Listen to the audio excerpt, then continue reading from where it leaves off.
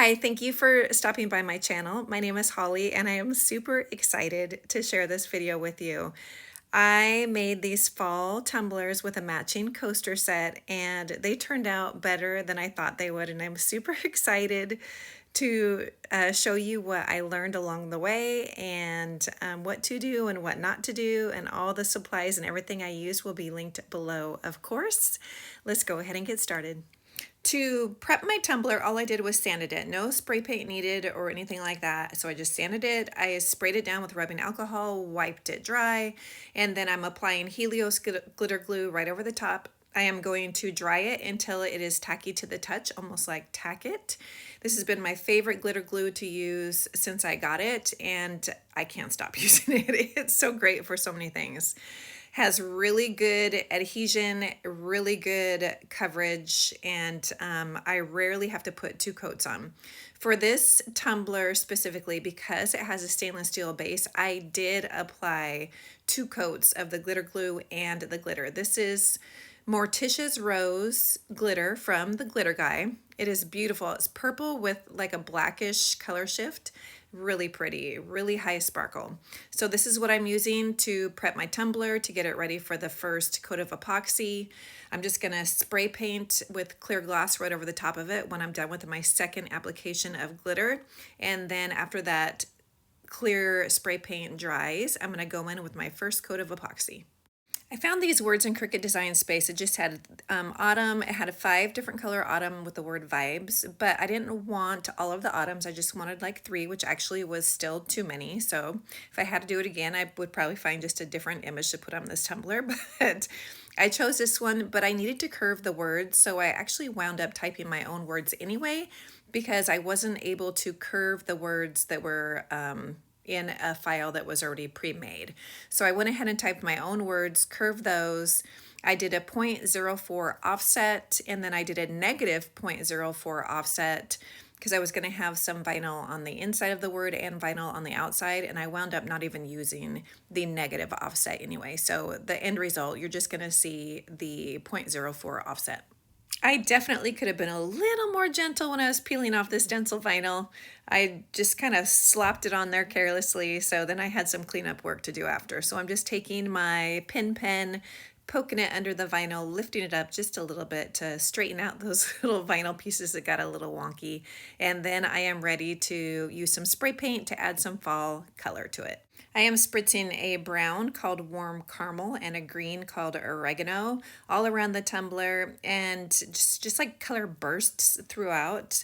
I don't really know how much you can see it underneath the mica powders I'm about to use, but I just bursted it, and then to get those little splatters, I'm sure it's a no-no. I probably ruined my spray paint nozzle, but what I did is I just barely held down the nozzle until it just spit just a little bit, and to do those little spatters. So don't come for me. I'm sure I ruined it. I am using, for the mica powder for this tumbler, I am using, let's see, the yellow color is, these are all from PDB Creative Studio. The yellow color is called the Crown. The pinkish mauve color there is called Snuggle. And then the really pretty brown is Harvest, and that green color is Wicked. The green color is one of the mica powders that came in the brand new art resin box that PDB just released. So if you got your hands on one of those, did you get the same color? I don't know if every box has the same colors or not. I am starting with the yellow color, and I'm just using the Helios glitter glue again right over the top of my stencil vinyl. I am using a chip brush to spread on those mica powders. I was a little aggressive. They're flying everywhere. I just went for it, and just they were up in my nose hairs. They were in my eyeballs. Thank goodness I didn't have any cups nearby, because they would have totally hit the cups and added some unwanted color to my surrounding projects. But anyway, I'm just going around the cup with those micas, spreading them on, and once those are all where I want them to be, I'm going to remove the stencil vinyl so you can see the really pretty purple underneath. And then I'm going to seal it with a clear gloss spray paint, which in the end was not the best way to seal it. I should have used something different because I don't don't know, it was still a little bit tacky when I put on my epoxy. And then I'll move on to the second cup. I wanted to show you what this looks like really quick under epoxy. So that's after the stencil vinyl is removed. It's super pretty. It just really starts to shine and sparkle underneath that first layer of epoxy. And on to cup number 2. So cup number 2, I really did not like the base color purple that I put on it. It's called Purple Eater. I think that's the name of it, from PDB Creative Studio. The color itself is pretty, but just putting it over the stainless steel tumbler without any base paint, I think, is where I went wrong with that color. I think that one really needed a purple base or maybe some solid base rather than stainless steel. So my goal is to cover up all of it. So you're probably not going to see any light purple at all by the time I'm done with it. So for this one, I am using a really dark purple mica called Mysterious. That is also from PDB Creative Studio's brand new resin art box. The other two micas, or the other two flakes, are also from PDB Creative Studio. The purplish mix flake is called Galactic. It's a really pretty one. I've used it many times before. It's like it has some holographic specks in it. It's really pretty. And then the other one is an opal flake, is Pixie. So Pixie brings out some really cool colors depending on what base you're putting it on. So I'm starting with a dark mica powder. And then, of course, I used the same Helios glue and let it get tacky. And then there's those flakes flying everywhere again.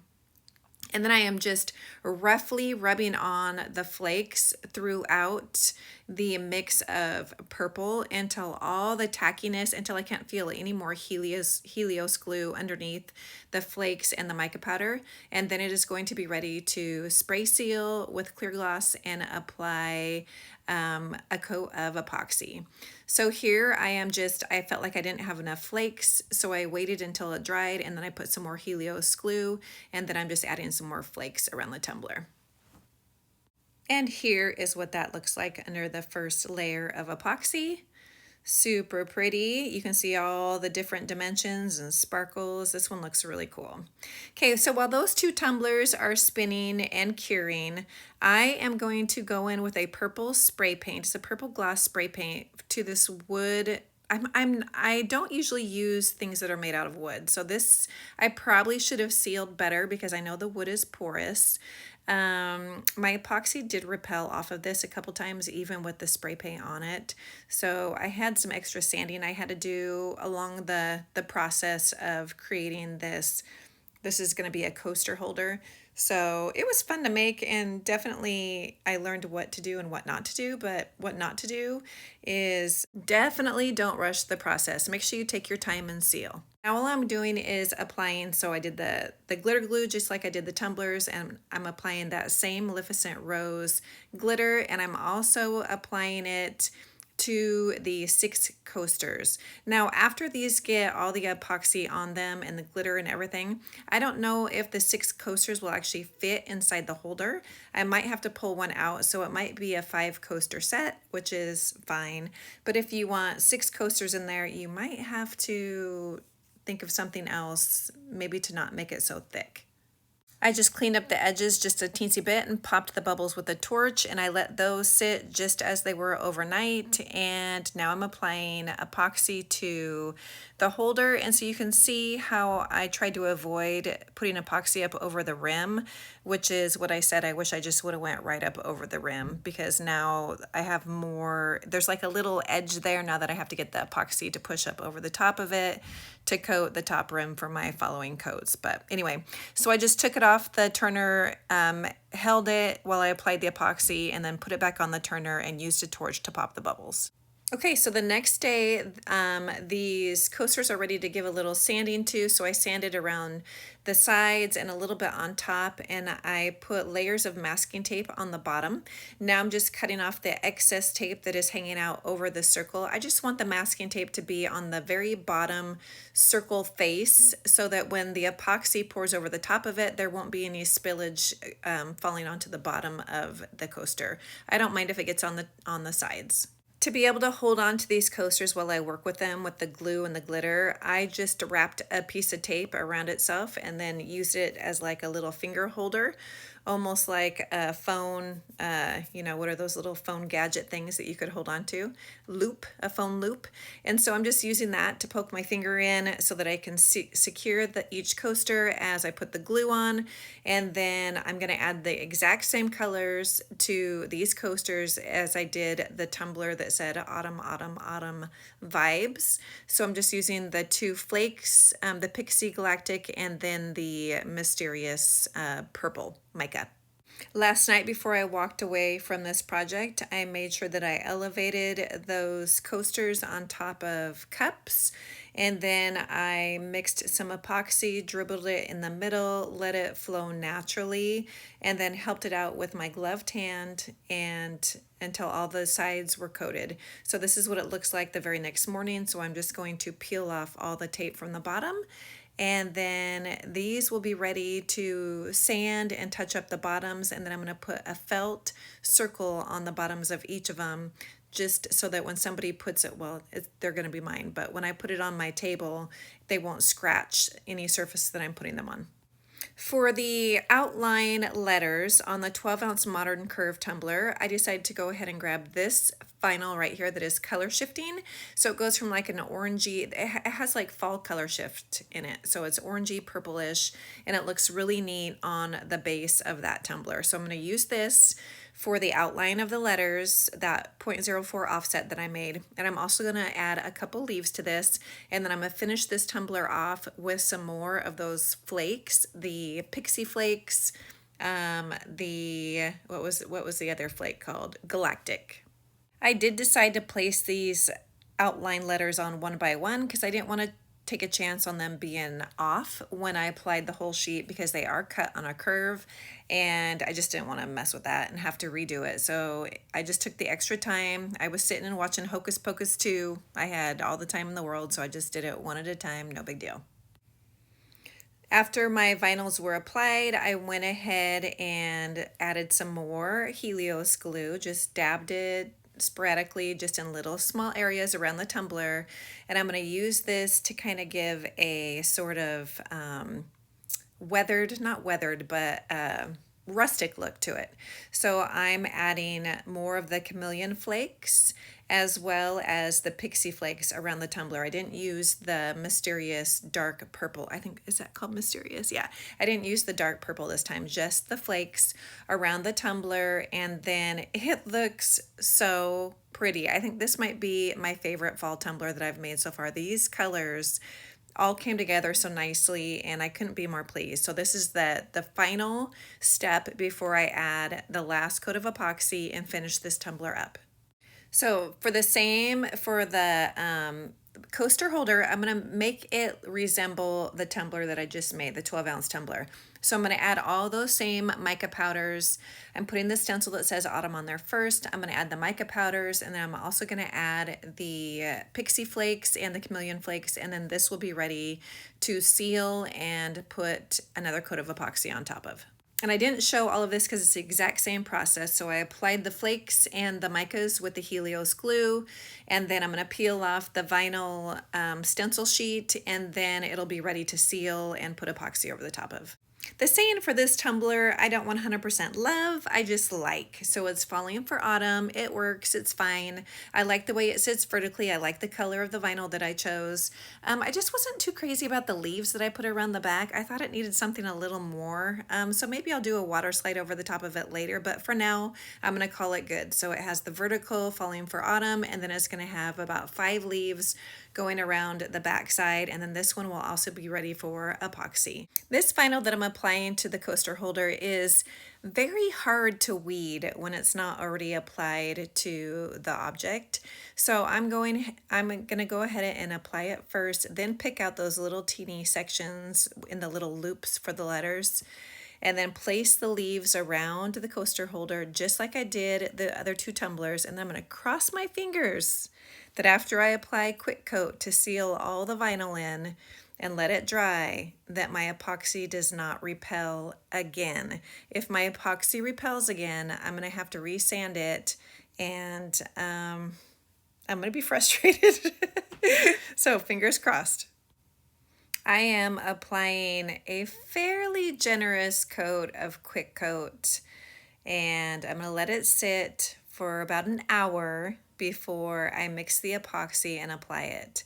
I'm really hoping that this Quick Coat is all I need to make sure that all those corners, edges, and flat surfaces are good and sealed. When I'm applying the epoxy, I'm making sure that I don't have a coat that is too thin, but I also don't want it so thick that it's dripping off and just rolling all over the surface. So I'm applying on the flat surfaces first, hitting the edges and the corners, and making sure that I get enough epoxy up over that top rim without it dripping down inside too much. I did have some drip, so I know I'm gonna have to sand some off after this completely dries, but that's expected. And I haven't decided if I'm gonna finish the inside of this with like a dark stain yet. I think a dark stain would be really pretty. I'm not really sure. I'm not really sure what I'm gonna do with that yet. I might just leave it as is. I watched it spin for, I mean, I didn't stand there and watch it, but it spun for about 15 minutes and looks like everything's starting to flatten out a little bit, and I don't see anything repelling, so I'm thinking it's gonna work out this time. All right, I lucked out this time. It did not, the epoxy did not repel from the coaster case. This tumbler, the 12-ounce Modern Curve Twist, is by far my favorite, even with the 3 giant autumns. And then this one also turned out really pretty with the leaves and just the simple vertical. So it turns out that I do actually like it a lot.